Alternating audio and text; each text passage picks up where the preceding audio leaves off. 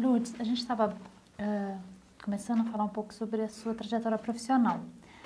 Conta pra gente qual foi o seu primeiro emprego e com quantos anos você tinha. Eu comecei a trabalhar com 15 anos, né, que era um pouco a média de idade que os jovens da periferia começam a trabalhar.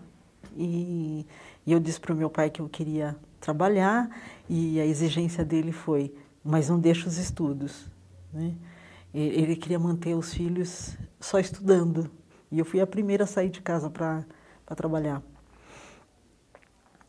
Ele me acompanhou para buscar esses primeiros empregos. Eu trabalhei numa fábrica que fazia esponjas, essas esponjas de pó, de maquiagem, né. Fiquei um curto período lá e depois uma segunda fábrica, também era uma fábrica que trabalhava com pedras semi-preciosas e fazia um tipo de artesanato com colher, garfo, faca, que era ornamentado com essas pedras e era para exportação. Nesse lugar eu fiquei alguns anos da minha juventude e, enfim, fiz amigos lá que eu tenho até hoje, conservo até hoje. Em seguida eu entro numa outra experiência que eu fiquei também muitos anos, que era ser bancária. O primeiro trabalho que eu tive no banco foi no Banco Itaú, ali na Praça Marechal, e era um mundo para mim, um mundo novo que estava sendo revelado. Foi a primeira vez que eu tive contato com computação, com o mundo dos negócios. O banco era o máximo, trabalhar no banco.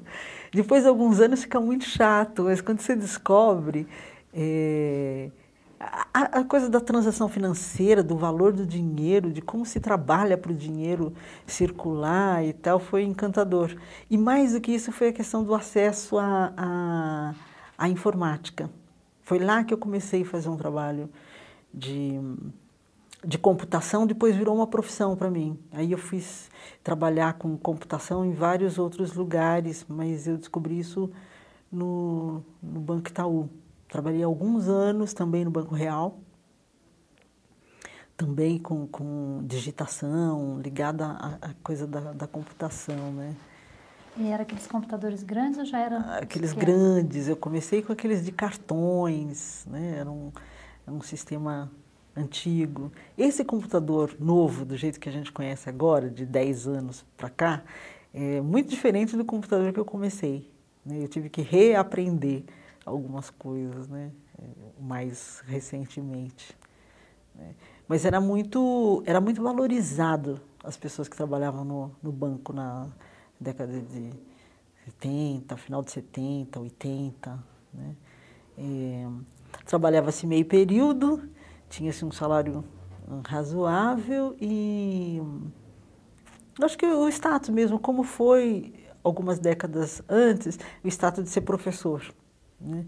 E aí não era nem professor de escola pública tinha um status de ser professor, era bom ser professor. Devia ser mesmo, né. Quer dizer, você pegou a fase que o bancário era uma profissão assim, bem considerada, é Era isso, uma né? profissão valorizada. Se comparado aos jovens do meu bairro, eu tinha um bom emprego, eu tinha um bom salário, né, e era uma vitória você sair de uma fábrica e trabalhar no banco. Isso era considerado ascensão, né, tanto do ponto de vista dos relacionamentos, de carga horária, de salário, isso era um diferencial, né. As pessoas não gostavam muito de dizer que trabalhavam em fábrica, né. As fábricas não ofereciam muitas condições para o trabalhador, né. Era um período que eu levava marmita, comia marmita junto com as outras pessoas, tinha que esquentar a comida, né. No banco já tinha uma outra coisa, tinha refeitório, né. Aí você começa a ter outras possibilidades de conforto, de informação, de respeito, de noção de que você é um trabalhador, que você tem direito, que você tem benefícios, enfim, o banco serviu para mim para isso, para ter essa noção, essa compreensão. E me permitiu também fazer a faculdade.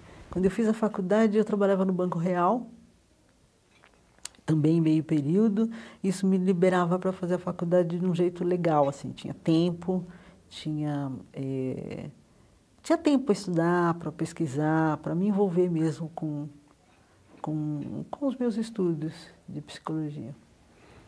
E você estava contando, então, onde a gente voltou, é, como é que era esse convívio universitário nessa época? Que década que é isso? Eu terminei a faculdade em 83, 82. Então, eu estudei na década de 70, né? No começo da faculdade, que eu comecei em Mogi das Cruzes, eu tive convivência com alunos de vários cursos, porque em Mogi das Cruzes tinham duas importantes faculdades, Brás Cuba, que o forte era a psicologia, e a UMEC, era uma universidade de Mogi das Cruzes, e uma universidade com vários cursos. Como os jovens saíam de São Paulo para ir para um outro município, íamos de trem, né? E esse era um trem interessante. Essa viagem acho que era mais interessante que o curso, porque tanto você tinha contato com muita gente, e gente da mesma idade, né? Então conhecia. Eu sempre gostei de cantar, né? Então as viagens eram cantadas, né? E tinha algumas pessoas instrumentistas, então era uma viagem cantada, cantava muito e tinha um grupo eh, de música de cantores, né?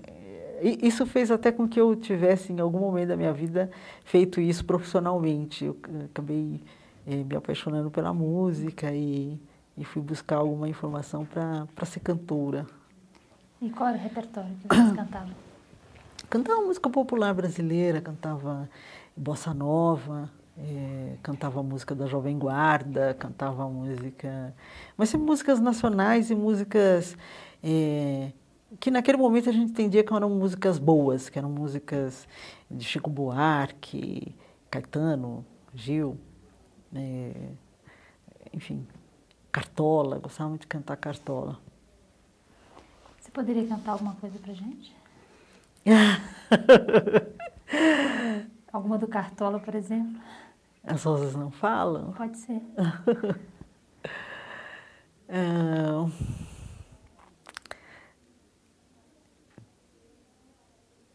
devias vir para ver os meus olhos tristonhos e, quem sabe, sonhar mais meus sonhos. Enfim, essa música é muito linda, eu gosto dessa música. Me emociona porque foi um período bonito, legal na minha vida. E essa é uma música linda, né? Uma música bonita. Não me peça mais para cantar. Tá bem, tá bem. Falando da música, você falou que até resolveu cantar profissionalmente. Como foi isso? Então, essa brincadeira de cantar no trem despertou em mim uma vontade de cantar profissionalmente, mas foi quase que acidentalmente. Eu conheci um músico, compositor, e ele também era ator de teatro. E ele começou a fazer algumas coisas no bairro que eu morava, ele era de fora, e eu comecei a cantar algumas músicas dele. E, por intermédio dele, ele me apresentou a um grupo de músicos africanos. Era um grupo do Zaire, que vieram estudar na USP e montaram uma banda, né? E eles precisavam de uma vocalista. E aí esse meu amigo me convida, faz uma aproximação desse grupo. E aí o que canta o povo do Zaire? Canta em francês e canta em Swahili. De novo eu encontro a língua francesa, né? Então foi uma dupla paixão, assim, poder conhecer um pouco mais da língua francesa. E naquela época não tinha noção de que um dia eu podia ir à França, que eu poderia falar francês, né? E eu comecei a sonhar isso, comecei a sonhar, dizer, não, eu vou ser uma pessoa que vou viajar, né? Eu vou eu vou conhecer outros mundos, eu vou conhecer outras coisas, né?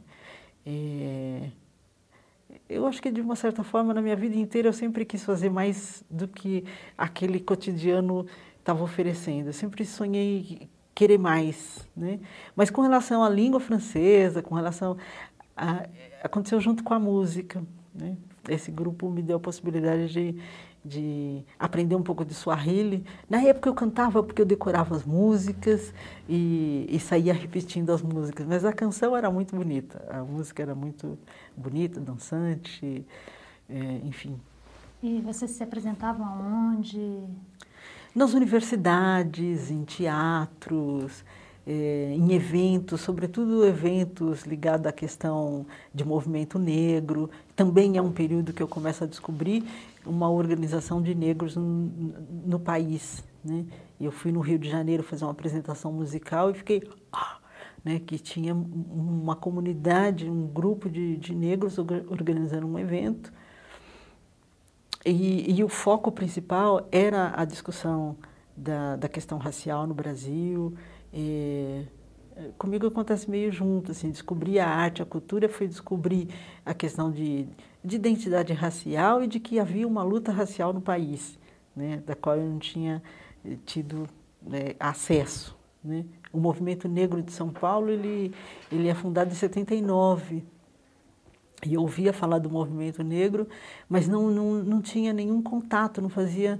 A militância que eu fazia, que eu entendia que era fazer movimento, tinha a ver com arte, de fazer cineclube, de fazer poesia, de descobrir novos autores, tal. Mas tinha alguém que estava lutando de um ponto de vista mais político, né.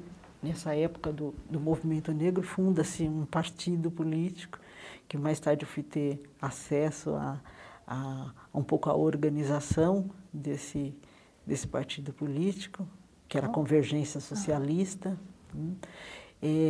Isso me fez também conhecer um pouco do movimento cultural que existia no Colégio Equipe, né. O Colégio Equipe promovia eventos de cultura, chamava os cantores, os artistas que eram considerados marginal na época. Enfim, foi dessa forma que eu fui saindo do bairro e tentando buscar um pouco mais de informação, né. Sempre um desejo de... Espera aí, o que tem atrás do muro? O que está acontecendo em outros lugares, né? Por que as coisas não chegam aqui? A gente tem que fazer um esforço enorme para sair, né? E eu acho que eu fui uma das pessoas que conseguiu sair daquilo que era previsível, previsto, né. Como é que eu penso que as coisas são?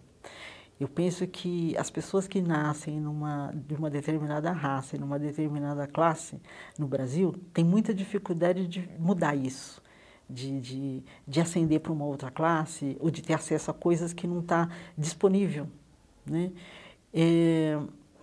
Por isso a referência do meu pai é muito forte, porque um cara que nasceu no interior de São Paulo, né, numa família de agricultores, ele conta que tinha uma roupa, que quando essa roupa era lavada ele tinha que ficar deitado esperando essa roupa secar, né. Um cara que vem para São Paulo, cria uma família de 5 filhos, né, defende que esses filhos estudem, né. Mesmo quando eu senti um pouco de cansaço, queria desistir do estudo, ele disse, não, o estudo não, é inegociável, quer parar de trabalhar, para, mas o estudo vai fazer, né. Então, ter feito uma faculdade é também um diferencial de onde eu venho e com a família que eu tenho, né, de pais analfabetos,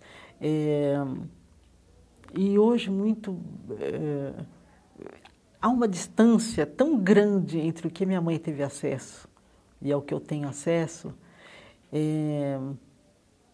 que parece que é muito mais cronologicamente, né. É uma distância em termos de acesso que parece que representa 100 anos, né. mas não, é apenas uma geração, duas, né, diferença. Então, contar essas coisas todas, eu penso que é também ter a possibilidade de registrar que os negros, e se forem negros pobres, que na maioria é isso que ficou, que restou para o Brasil, né, em função do tipo de colonização que nós tivemos, que foi um pouco não, foi bastante dificultada a questão do acesso, né, do negro ao estudo, ao trabalho digno, a sonhar com coisas, né, sonhar em conhecer outro país, sonhar em conhecer uma outra língua, sonhar em ser uma pessoa respeitada, né. O que eu considero uma pessoa respeitada? É uma pessoa que pode fazer escolhas, né, uma pessoa que pode escolher que caminho ela vai fazer, que ela escolhe o trabalho que ela quer fazer, que ela escolhe onde ela quer viver, que ela escolhe com quem ela quer conviver, né. Eu acho que isso é dignidade. Seus irmãos também seguiram esse caminho que você seguiu, assim, estudaram, fizeram faculdade e saíram do bairro, como é que você fala? A minha irmã mais velha, ela na verdade, ela fez uma façanha interessante. Ela se formou em secretariado, é um curso comparado ao colégio, mas numa escola muito boa, era uma escola particular, Álvares Penteado. Ela fez o curso de secretariado lá e trabalhou muitos anos nessa área. E não quis fazer um curso universitário. Depois dela, a minha outra irmã também optou por parar no ensino médio, casou, foi fazer família, e parou de estudar. O ano passado, com 54 anos, ela terminou o curso de pedagogia, né, voltou a estudar novamente e tal. Então, ela está iniciando aí um processo já de fazer pós-graduação, tal, na área de psicologia. E o meu irmão mais jovem, o Celso, ele é advogado. Ele fez faculdade de Direito e já trabalha já há muitos anos, né. Também muito incentivado pela minha família, né. Eu fui uma pessoa que ajudou ele a estudar, né. E acabava o dinheiro no meio do mês, então assim, espera aí, então vou ajudar a pagar a faculdade e tal, mas também não vai desistir, não vai parar, vai continuar, né. E foi assim. Isso tem a ver com uma coisa que é da cultura, que eu considero que é da cultura negra, que é da questão de comunidade, de você apoiar o outro. Eu não tenho filhos, né, mas os filhos dos meus irmãos são responsabilidade minha também, né. Bancar o estudo, de fazer com que essas pessoas cheguem onde elas querem chegar, né. E isso tem a ver com uma questão de cultura, de cuidado. Eu vi meus pais cuidarem dos irmãos, trazendo para São Paulo, garantindo que eles tivessem emprego, garantindo que eles tivessem uma vida melhor, né. Eu faço isso pelos meus sobrinhos e meus irmãos fazem por mim, enfim. Acho que tanto pela questão de cultura como de consciência mesmo, que se nós não nos ajudarmos, né, a gente não consegue avançar. O que eu pude avançar, eu tenho clareza de que foi por meu esforço pessoal, mas também muita ajuda familiar, né, um apoio de família mesmo. Quer dizer, você avalia que fez a diferença em relação...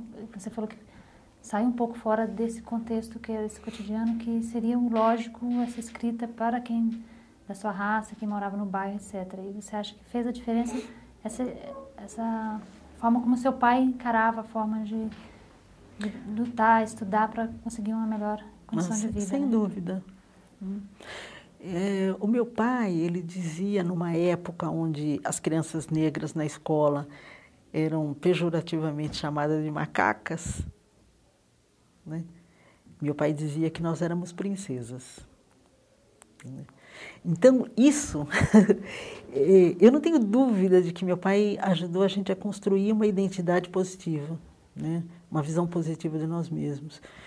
E isso me fez avançar, né? a entender que eu tinha direito que eu podia sim, que as portas que estavam fechadas, elas poderiam ser abertas, né? Com esforço, com, enfim. E você fala que, através dessa banda, como é que chamava a banda? Você tinha o nome, esse do Zaire? Afobangue. Afobangue. E que você foi no Rio de Janeiro e participou desse evento e que despertou para essa questão da militância no movimento negro. Você chegou a envolver, e falou que se inscreveu, ajudou a fundar a Convergência Socialista, né? Eu conheço a Convergência Socialista, Você não ajudou a fundar? não ajudei a Tá. fundar, mas eu tive noção do que Tá. ela significava e apoiei indo para a rua, mas eu não participei da organização. Mas eu queria que você contasse um pouco essa militância nesse movimento negro, como é que ela se deu quando você volta então desse evento, que você falou que foi despertada para esse lado não cultural, mas esse outro lado político, né? Uhum. De que forma que eu trago, que eu vivo essa questão? Despertar para essa questão me faz mudar a minha posição no mundo, na sociedade. Eu começo a levar um pouco essa discussão na minha própria família, né? Começo a tomar consciência de que algumas coisas são intencionais, tanto para avançar ou como para ficar estacionado, né? Me dou conta de que tem uma linha invisível que separam as pessoas, né?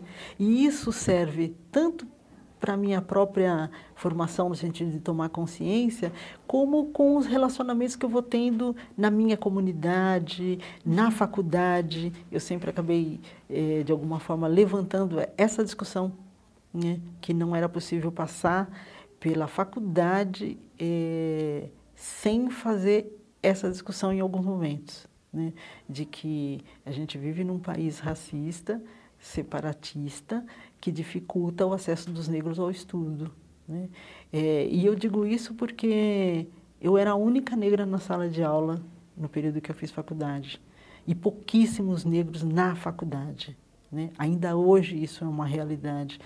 Então, ter, né, consciência política é fazer com que as pessoas que eu tenho convivência estudem, tenham a oportunidade de vivenciar coisas que, sem ajuda, é muito difícil, porque tem um filtro, é o filtro do emprego, né? Se as pessoas não trabalham, se elas não ganham dinheiro, elas não conseguem manter escola, elas não conseguem viajar, elas não conseguem ter lazer, elas não conseguem ter uma participação na sociedade da qual ela se sinta pertencente, da qual ela se sinta fazendo parte, né?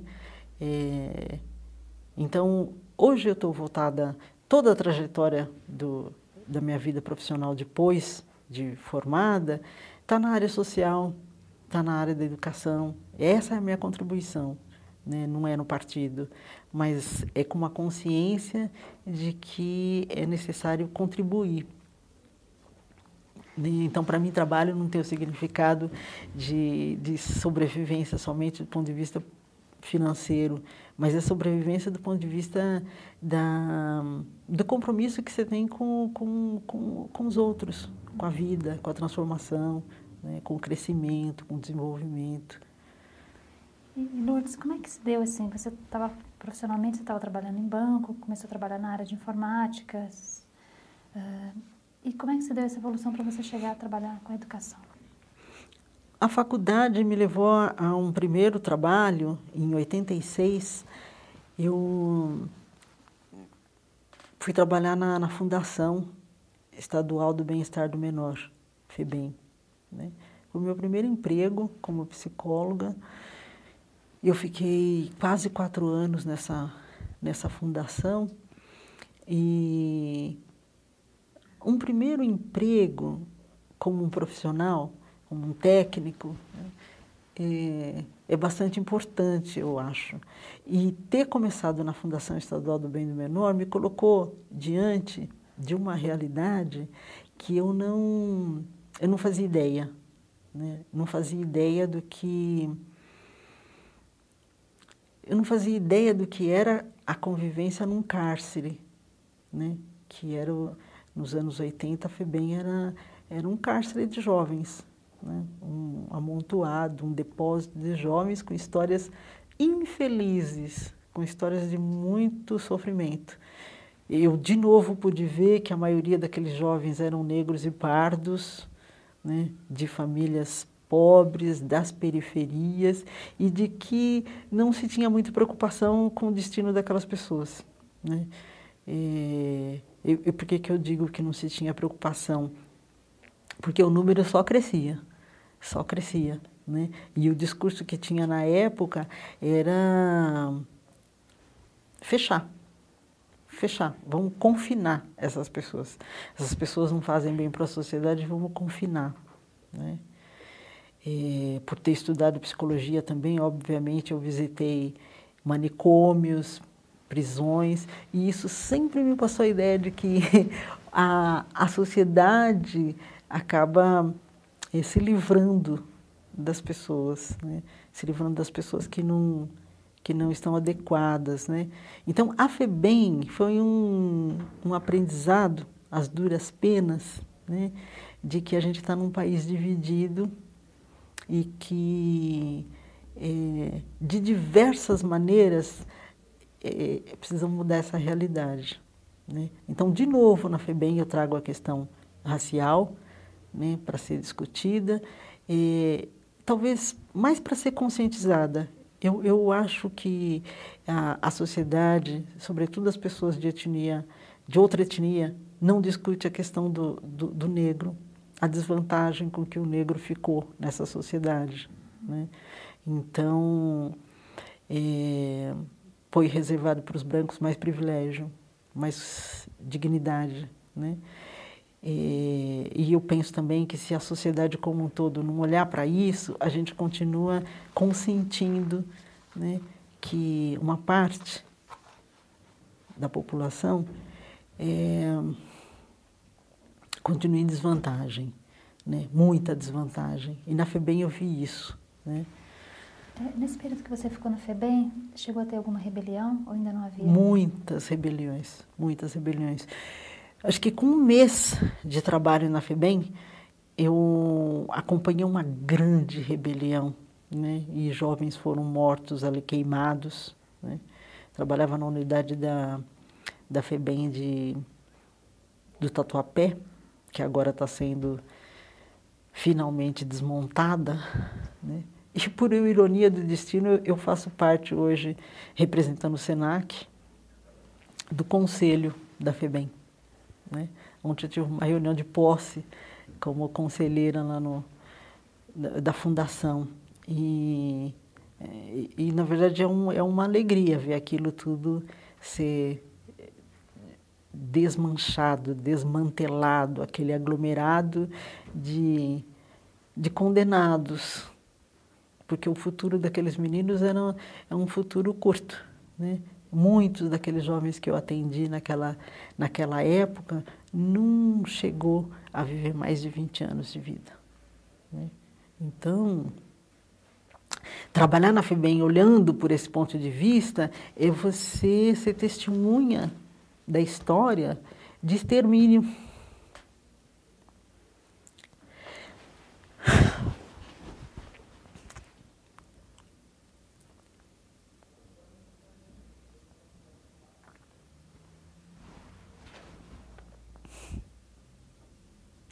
E de uma população que eu poderia ter feito parte, né, em função da minha origem, né, que hoje não dá para não não me envolver com isso, né, do ponto de vista humano. Como seres humanos, eu penso que não dá para a gente ver outros seres humanos, né, nessa condição. Desculpa. Bem. E você falou que ficou 5 anos, né, na FEBEM? 4. 4 anos. 4 anos. E você saiu por quê? Como? Qual foi a sua decisão de sair? Eu saí depois de um movimento grevista de profissionais que criticava aquela condição de trabalho, né, e eu concordava com isso, achava que tínhamos uma condição ruim de trabalho. E me engajei no sindicato, me dividi mesmo, fiquei contra a instituição, não conseguia mais ficar lá, né, sem fazer uma contraposição, né. E as pessoas que ficavam lá, de algum modo, tinham que se adequar àquele sistema, tinham que tentar resolver aquilo de alguma forma. Você me perguntou antes se eu vi alguma rebelião. Com um mês de trabalho na FEBEM, teve uma grande rebelião e os jovens que eram considerados perigosos foram transferidos para o presídio de adultos, né? E eles tinham que ser acompanhados por algum técnico. E como eu estava lá há um mês, não sabia como é que as coisas funcionavam, eu fui chamada para ser uma dessas pessoas que acompanha esses jovens e fui. E eles ficaram aproximadamente 40 dias nesse presídio. E eu acompanhei todo esse processo. E pude conhecer as histórias, fui ouvindo histórias dessas crianças, desses jovens, né? Tem toda essa coisa difícil e dolorida de ter trabalhado na FEBEM, mas o que eu posso dizer que foi uma experiência aprendida, né? A solidariedade, isso me humanizou. Eu comecei a olhar para as pessoas de um outro jeito depois de trabalhar na FEBEM, né? Comecei de fato me preocupar com as pessoas, mas não enquanto elas estavam na minha frente, né? Mas com a vida delas, né? Depois dali, né? Esse foi um grande aprendizado, né? Mesmo com muita dor, e eu fico feliz de ter conhecido essa realidade. Dessas histórias todas de jovens que você ouvia lá da FEBEM, tem alguma que te chamou mais atenção, que te marcou mais?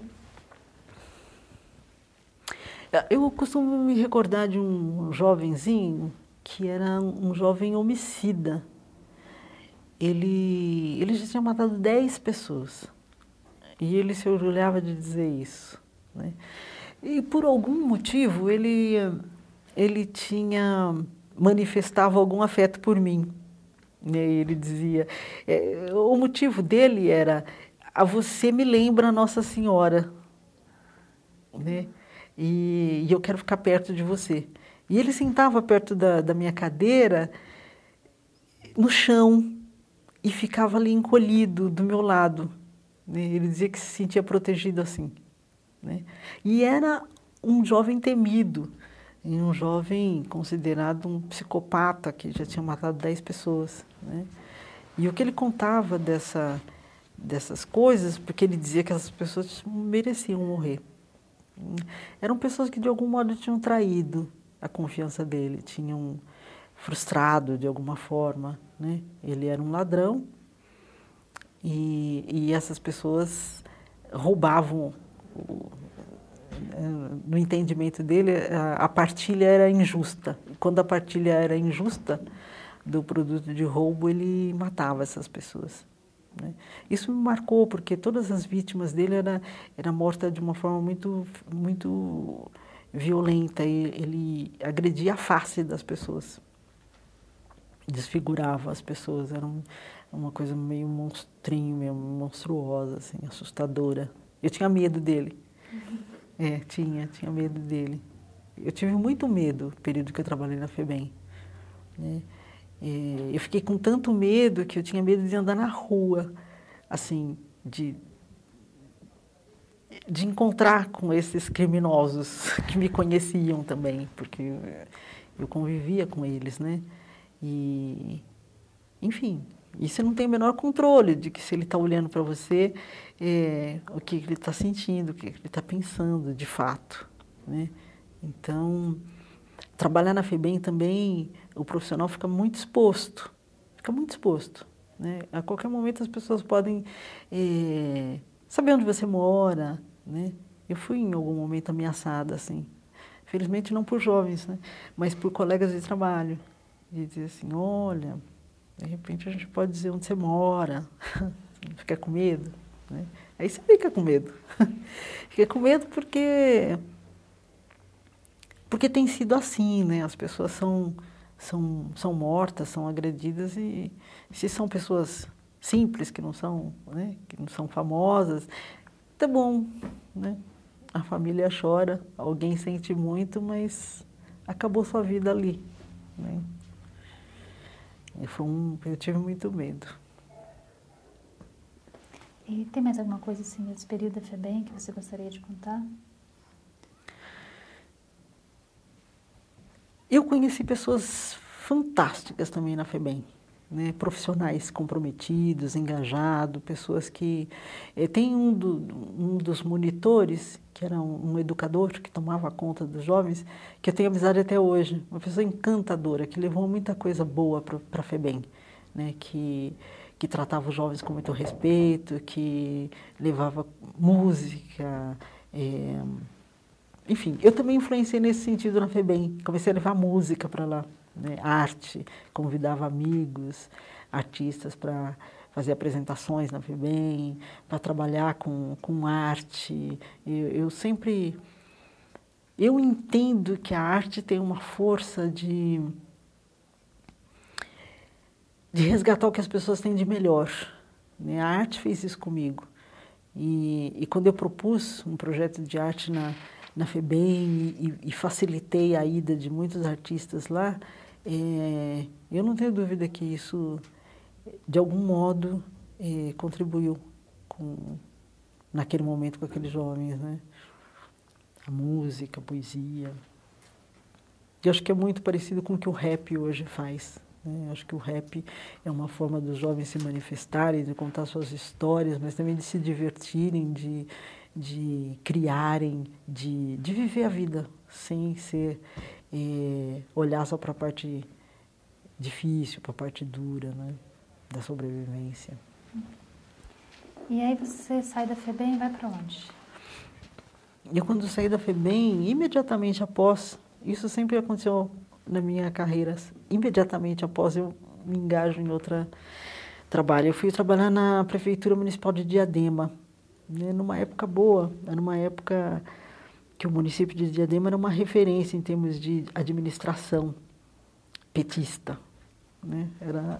Estava num governo petista, e eu entrei para trabalhar na Secretaria de Promoção Social, e quase que simultaneamente ela foi extinta, e num processo muito interessante, com a ajuda da Aldaísa Sposati, na época, que discutia a questão da promoção social, que era um trabalho paternalista, né? Então, tudo que era creche, alguma coisa ligada à educação, tal, que deveria ir para a educação e não ser um trabalho de promoção. Creche, naquela ocasião, 89, começo de 90, era visto como trabalho de promoção social. E naquela ocasião eu tive a oportunidade de viver toda essa transformação de passagem da promoção social para a área da educação, né? E aí eu vou para a Secretaria de Educação, fico lá um tempo, depois eu fui convidada pelas pessoas, pela primeira-dama do município, a trabalhar na Secretaria de Saúde. Então, eu trabalhei em unidade básica de saúde, lá em Diadema, com jovens com problema de aprendizagem. Trabalhei também no hospital de Diadema, atendendo crianças, na parte de psicoterapia, né? Na educação, eu fiquei especificamente trabalhando com as creches e fiz um trabalho com as mães de creche, né? Esse também é um trabalho que eu gostei muito de fazer. Era um trabalho, iniciativa minha, mas de atender os pais de creche para discutirem sobre a vida dos filhos, né? O cotidiano das crianças na creche. E acabou virando um trabalho muito interessante para as próprias famílias, né? Para as próprias mães. Então, um trabalho que durou 2 anos, de encontros semanais, com um grupo de pais, onde a gente podia conversar sobre as coisas da vida deles, né, do cotidiano e tal. Foi um trabalho bom. Só um minutinho, Lucas. Trocar fita. Você quer ir ao banheiro novamente?